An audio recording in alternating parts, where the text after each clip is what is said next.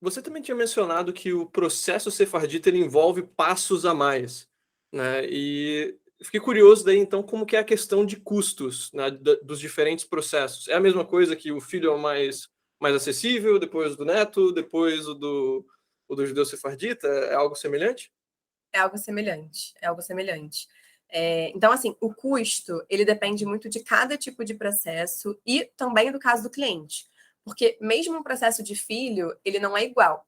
Um filho, por exemplo, ele pode precisar de uma busca de certidão, ele pode precisar de uma transcrição de casamento, ele pode precisar de uma retificação ali em todas as certidões brasileiras. Então, essa parte ali da análise, ela é muito importante para a gente entender qual é o caso do cliente. Então, é até engraçado. Às vezes eu pego dois irmãos que têm casos diferentes. Então, isso acontece bastante. Né? Então, assim, não é uma receita de bolo, mas, de uma forma geral, há três custos ali envolvidos no processo, né? Em todos os processos. O claro, do honorários ali da empresa, do profissional capacitado, e aí isso varia também muito, né? No caso da Você Português ali, o nosso ticket médio de todos esses processos de 3 a 4 mil reais. A taxa da conservatória, que varia também de 175 euros a 250 euros. Então, o que é essa taxa da conservatória? Para você se tornar português, você precisa pagar para o governo português um valor, né, para ele começar a analisar o seu processo. Então, para filhos aí, netos, é o valor de 175 euros, para as duas sefarditas, cônjuges, é de 250 euros. Então, depende do tipo do processo. E as custas cartorárias. E as custas cartorárias também são muito relativas, porque depende muito de cada caso. A gente precisa analisar o caso do cliente para entender quais são as certidões que a gente vai precisar anexar ao caso dele. A gente tem a missão de desburocratizar ao máximo esse processo. Então, a gente só solicita as documentações que realmente sejam imprescindíveis ao caso. Então, isso além de deixar o processo menos custoso para o cliente, demandar menos tempo também, a gente percebe que os próprios julgadores, eles preferem uma petição, com, né, uma boa petição ali, com esclarecimento, do que vários documentos jogados ali na pasta do processo. Então, a gente tenta desburocratizar isso realmente. Então, assim, tem alguns processos de filhos que a gente só pede, por exemplo, uma certidão de nascimento e um passaporte. Só.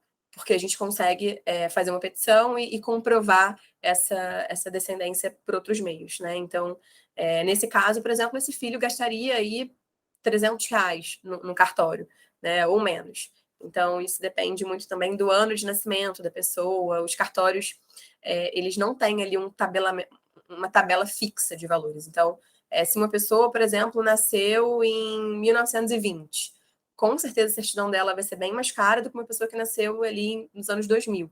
Né? Então, isso também depende em relação a os próprios cartórios têm preços diferentes entre si. Então, São Paulo, por exemplo, em relação à legalização internacional de documentos, porque todas as certidões que a gente precisa enviar para Portugal, elas precisam ser legalizadas de forma internacional, que a gente chama de apostila de Haia. Então, enfim, né, uma pessoa ali, né, um filho, ele pode, em São Paulo, gastar R$ 100 e no Rio ele pode gastar 30. Então, também tem essa diferença entre os estados. Rio Grande do Sul é bem mais barata a legalização, enfim. Então, é um absurdo, mas tem essa questão de diferença de estado. Mas é isso, assim, em relação ao custo, vai ter um processo que pode, né, um processo de filho, por exemplo, ele vai gastar R$ 5.000 com tudo, mas outro que pode gastar R$ 10.000, porque ele vai precisar retificar certidões, né? Vai precisar buscar a certidão dele. Enfim, então depende muito do caso do cliente, né? A gente percebe que tem clientes que já chegam ali com todas as certidões. Então, assim, para esse cliente vai ser bem mais barato, porque ele já tem ali né, tudo ali, né, para a gente conseguir fazer o processo dele. Então, depende muito do caso, realmente, e do tipo de processo. E é exatamente isso que você falou. Filho é mais barato e vai, né, o neto é mais ou menos o mesmo valor de sefardita, e o cônjuge, ele está ali no meio termo. Entendi. Então falando de forma, assim, bem aproximada, sem sendo um valor exato, se a pessoa já está mais preparada, é filho, etc., a gente está falando mais na casa a partir dos 5.000. Já se você tem um processo complicado para judeu sefardita e precisa correr atrás de muita documentação, a gente está falando mais na casa dos 10 mil, mais ou menos. Isso, exatamente.